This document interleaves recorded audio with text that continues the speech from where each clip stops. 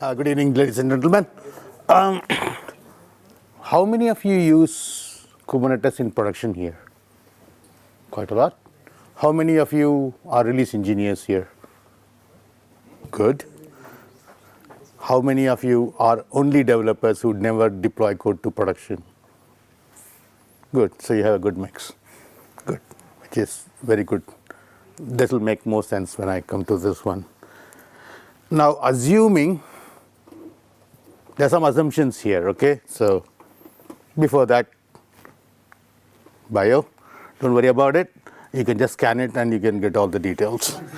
So please do. Or else agileguru.org. The good thing is this is coming out of a Kubernetes cluster deployed in my loft. Yes. And just to brag about it more, this is how it looks. It's a 4 DL350s and everything written is in gigs. So it has a 32 terabyte of hard drive and shitloads of stuff. And it's a segregated network to my missus because she gets pissed off if YouTube doesn't work. So, yeah. I hope, where is the presenter? Yeah. Right. So, let's go.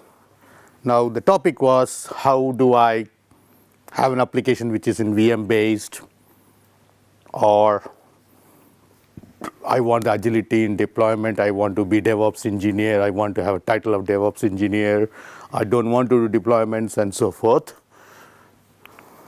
which can be achieved here using deploying to Kubernetes, proactive monitoring, health checks, and cloud native applications.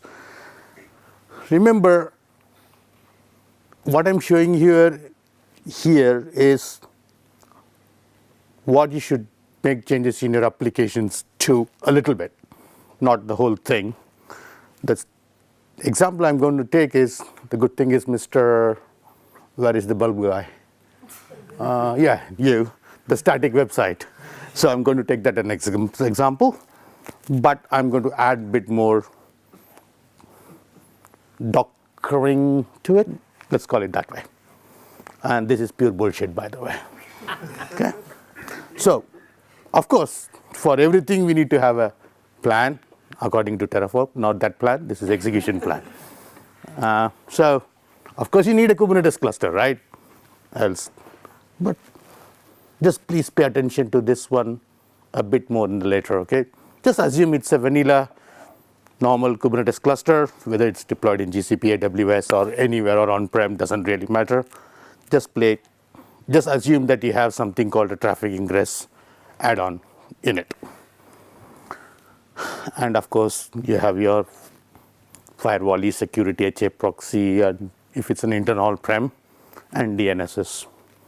And of course, a happy team bunch. They have to be happy, else they will screw your cluster. Okay? Now, as I said, it's more about migrating your applications to work in Kubernetes, right? So there are some prerequisites. Tell me how true is this statement? Do you have to Dockerize your app to deploy in Kubernetes? How many people think yes? Please raise your hands. 1, 2, 3, 4, 5. Other people, can someone give me an answer why not? Shout, shout, shout. This is a talk, right? Not someone like a class master giving a lecture, right? Does it work with other types of container? Correct, Rocket and so forth. But predominantly, I would say, apart from Google, only 70% of all things are done by Docker, but you can use others too. Okay, so good answer. If, as Mr. Bulb said, the one with, yeah, sorry, I forgot your name, so I'm very horrible at remembering them. Tom, oh good. Hello, Bulb. Right, so for example, he said he had only one index.html. But let's say this index.html takes a couple of minutes to come up. You just don't want the application to be deployed and comes up with a 502 proxy error, right? So what here it is telling is create some URLs where before it's available to the public, Kubernetes can check if it's up and coming, it's giving you a 200 or something like that, and then available, make it available, else try to build it again or make it buggable, and if it doesn't come up, destroy it and make one more instance. Of course, given it's not VM based where you can install Zabbix on per infrastructure or something like that, my suggestion would be set up the infrastructure for monitoring everything. I'll show you the demo for everything, but it will be quick. And central logging. Why? Can someone give me why this is necessary? Not necessarily where your apps are going to run. Correct. That's exactly correct. So you want to know where are your apps, what is the traffic, and so forth. You use Kubernetes at office? We've just started. Okay, good. Can I use a company's name? Don't. I'm not asking for a job, so don't worry. So, okay. And as Mr. Bulb said, you need to store everything in version control. Mr. Tom, right? Yeah, got it right. Okay. So you will be writing YAML files. It can be YAML or YAML, doesn't really matter. All right. So this one, and can someone tell me what does this word mean to you? If the people who know Kubernetes. Persistent volume. Persistent volume, correct. Why do you need it? We need persistent storage. Okay, so Count those volumes. yeah, correct. Think this as your NFS drives or D drives in Windows. Poor sods who use Windows. This is your network drives. Given most of my applications are Dockerized, you don't want to store your data inside the container because you don't know where it's deployed and you will lose it. So if you want to store some data, you make it into a PV and mount it into your Dockerized applications. If someone knows Docker, it's -V option, that one. And of course, your application, this, and this all go together. And a pipeline can be Circle CI, but I prefer Jenkins. Okay? Okay. Now, how would you normally, okay, you have Kubernetes cluster, you go all through those prerequisites. How will you go about doing it? We need some happy teams. Your deployment descriptor in version control. Sorry, I think I need the beer to ease my tension a little bit. Cheers. Right. Your deployment descriptions is nothing but YAML files. Thank God it's not Terraform, so you can have whatever structure you want. Okay? And we'll put it through CI/CD. Please hide this word.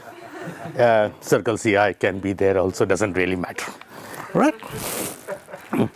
And of course, the main bit. Okay? Please look at the sequence. Your deployment descriptor, your configuration comes first. Don't use kubectl, deploy -f, -r, and deploy everything. Don't. Please.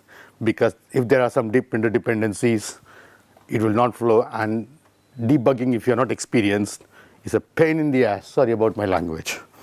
Please don't show it to my wife. The recordings, please. Right. I keep the number of presentations very small. I will go through this demo, but the next bit is the important bit. Please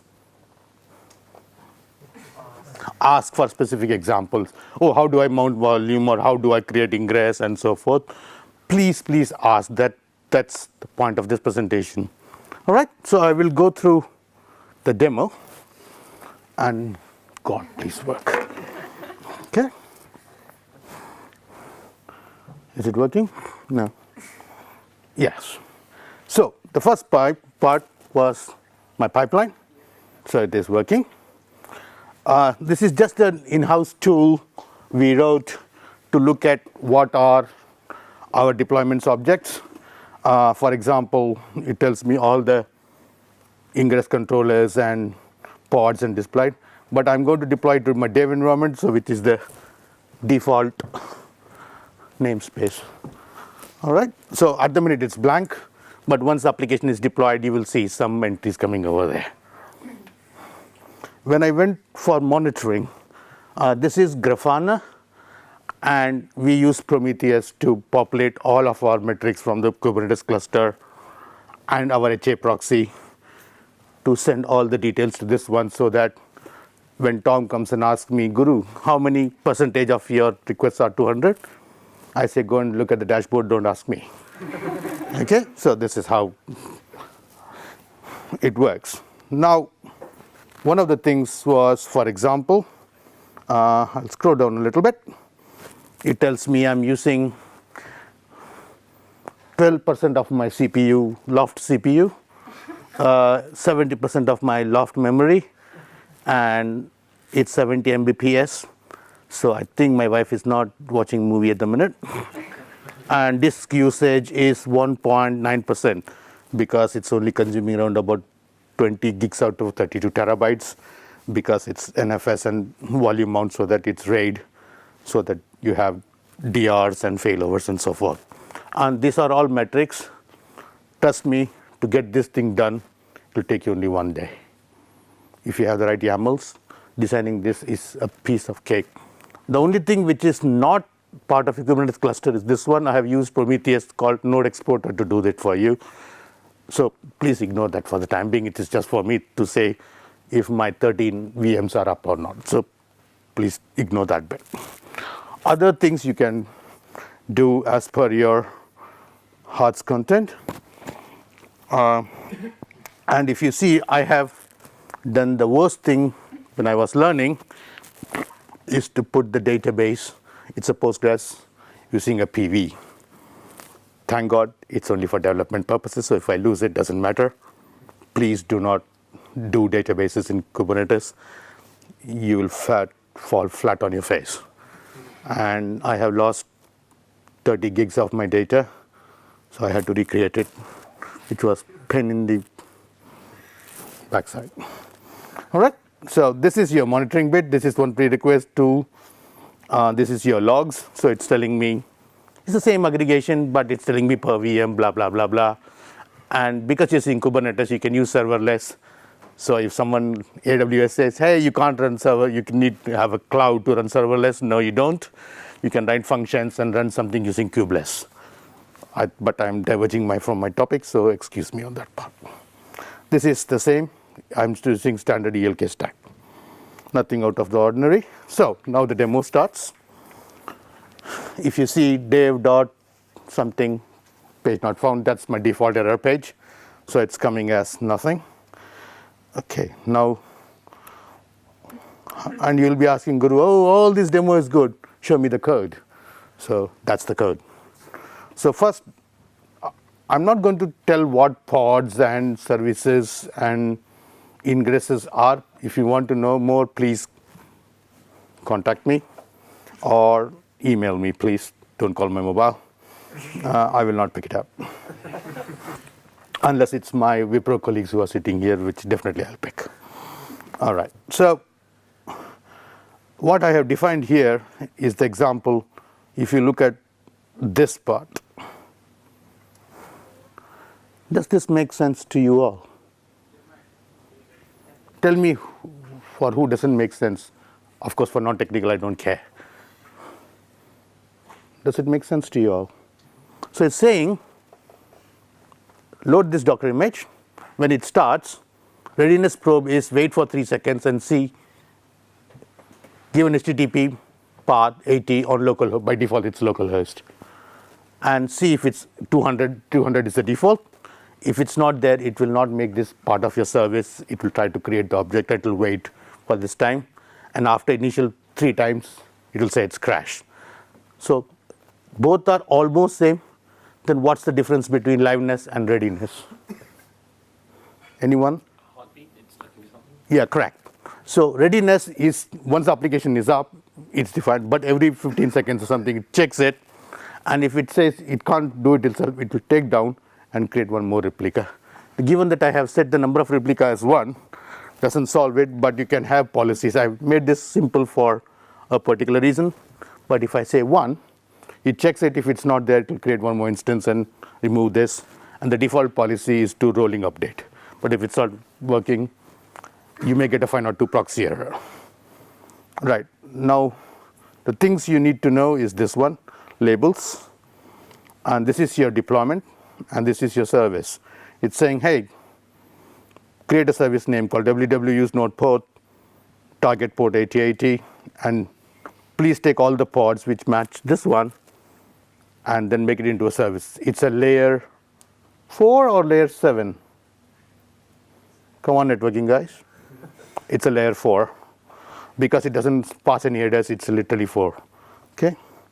And then it matches and it deploys. How many people know what ingress is? Okay, come on, hit me. No, the guy over the none. Yeah, you raised your hand, right? Yeah, just endpoint access, external endpoint. Yeah, so it's a mapping between external to internal. So what I'm saying here is, Dev, please send it to this URL service on port 80. Remember the diagram I said, please pay attention to the ingress controller. It's using traffic. This is what, once you install that, this is like a forwarding proxy in Nginx where you make virtual host. It's almost similar. You can have a lot of annotations on it, but we will not ignore it. And that's it to it. So let's pray to God and start the deployments. Okay. So I'm going to deploy W. Environment is dev. And okay. I think. And the UI, the good thing, why I could have chosen any ingress, I have chosen traffic. It's small and it's scalable and it's free. So the third part was the most important bit, by the way. So, just hold on, I think the Wi-Fi display. Kubernetes implements it as a default ingress, so that's why it's Sorry? Kubernetes implements traffic as a default ingress. Oh, really? So Oh. it's a good choice to get. Oh, okay. Thank you very much. Okay. I think demo gods are not with me, or my wife is watching some movies. Oh, today's Tuesday. Damn it, she's on leave today. So I hope it works. So you get service unavailable rather than 403 means it's deploying the pod. So it's a 502 proxy. I think I'm on the way, and it's deployed. So now, the demo is done. Please ask questions. No one. Oh, good. My demo was excellent. Do you run it on physical infrastructure or on some cloud services, all these VMs?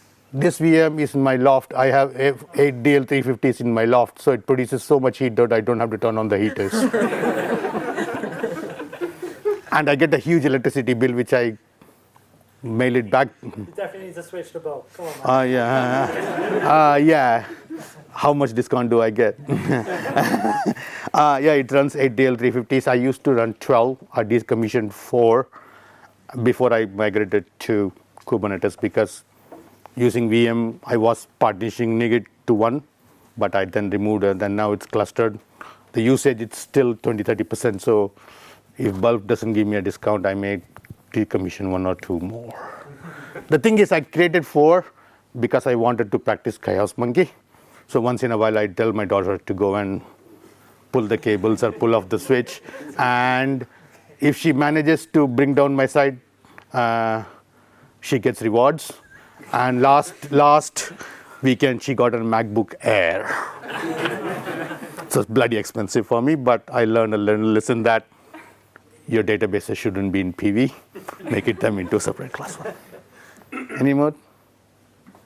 Yeah, go ahead. Kind of got the different kube controllers there. So you have like ingress definitions, you got your deployment definitions, and so on. There's a bit of a split there between what developers typically own and what kind of an infrastructure engineer might own.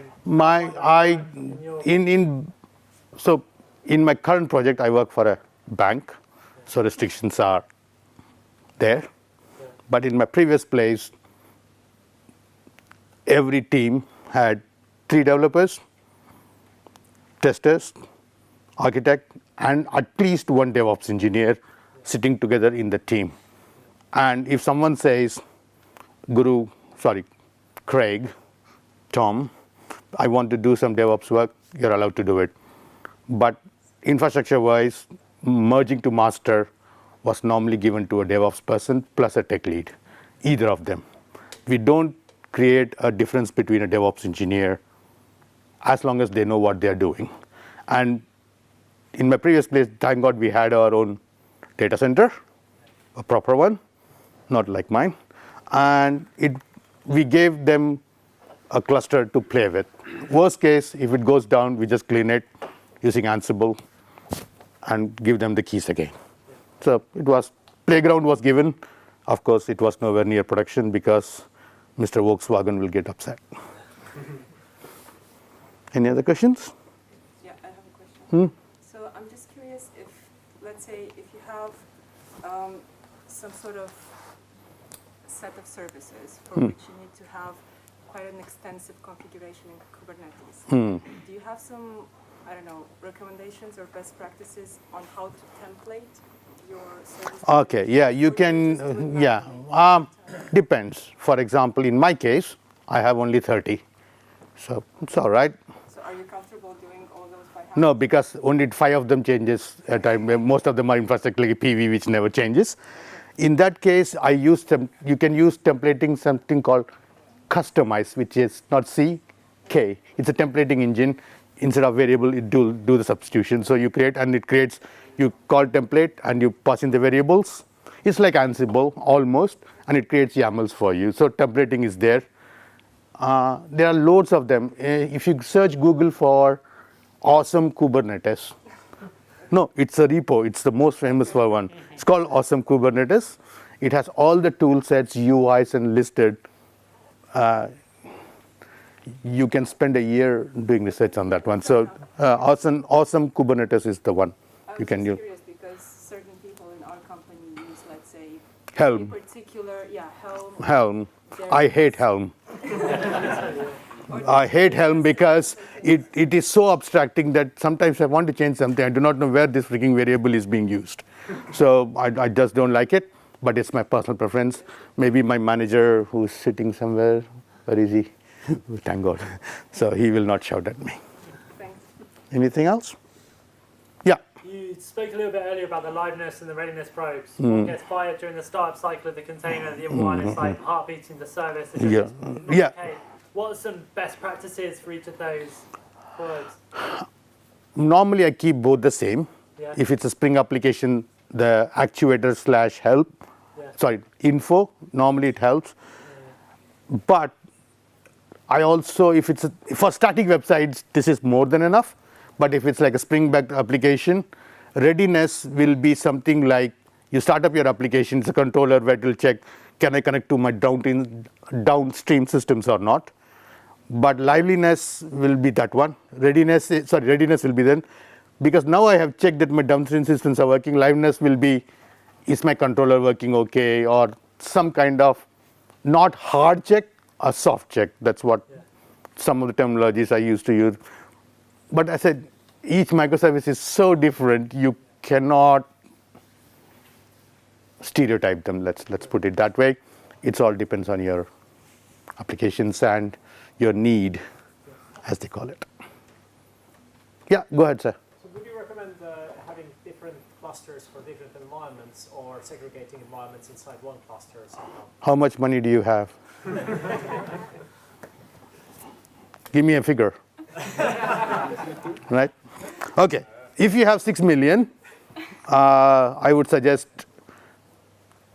2 production, 1 stage, and 2 devs. 1 dev for dev and 1 for playing others. If you have only 20 grand, you can rent my loft if you want. No, I will not sell it, sorry. My suggestion would be is create namespaces and create roles and give permissions to certain users. Make one called playground and let people play with it. But make sure that you can create defaults on it because I don't want, because it's a shared cluster, right? if someone writes something like, I want to use 6 gig RAM, you put your limits and defaults. Please put that. If you don't, even though it's in a different namespace, you'll be using your UAT and you'll be losing your 20 grand within a month if you are using AWS. So namespaces is a good idea. And also, if you're using in production, make sure it's multi-master. And both the masters should be replicated. The etcd should be across different availability zones. Else, the bulb will go off. Bad joke. Anything else? Yeah, sure. For most people, probably their first use case of Kubernetes is not actually going to be in their loft. Great that is. Yeah. It's going to be on GCP using a Google Kubernetes service, or maybe Azure Kubernetes service, or on Amazon. Do you have any comments on the different platforms, those three, and like kind of how you found them? Ultimately, once I get the kubectl config, it's all the same to me. So, okay, there's a good difference. Sorry, I don't have the right demo for you. Else, please shout out. So, in my loft, if I say service, it's a node port by default, which means it exposes a port which is more than 30,000 to 32767. And on each node, you can hit that port for a service. But if you're using AWS or GCP, you can type this as a port called as load balancer. It will automatically create a level 7 load balancer and create the DNS for you. That's the only difference I have seen. The good thing, but GCK and AWS also give different types of persistent volumes. In my case, it's NFS. They give SCSI, fiber channel, S3 bucket. Depending on the Kubernetes version, which supports what, you can get heck a lot. And there are more plugins coming by day. So even NetApp has just given something which is in beta. So you don't have to mount it into a VM. Literally, you can create a partition and literally mount it into your pod. But just be careful. Make sure that it's not a database, else you're buggered. Anything else? No? Okay, thank you very much.